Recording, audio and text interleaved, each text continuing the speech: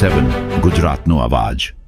નમસ્કાર દર્શક મિત્રો, i7 ન્યૂઝ ગુજરાતીની સાથે હું છું આપની સાથે પાયલ બામભણિયા। તો જોઈએ આજના મહત્વના સમાચાર। દેવગઢ બારિયા તાલુકાના ઉધાવડા ગામના નાના ફળિયા પ્રાથમિક શાળામાં ભૌતિક સુવિધાઓ ઉપલબ્ધ કરવામાં આવી।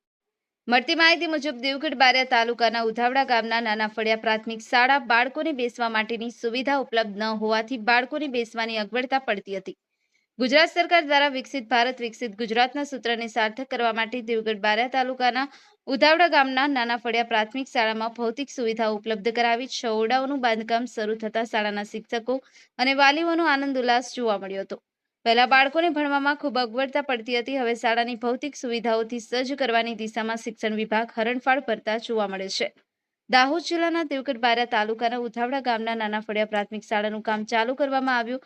ટોટલ નવી રૂમ 6 નું બાંધકામ કરવામાં આવ્યું। પહેલા બાળકોને ભણાવવામાં બહુ અગવડ પડતી, જેથી કરી અને હવે બાળકોમાં ખુશી જોવા મળે છે। Anil Vankar, i7 news Gujarati, Devgadh Bariya.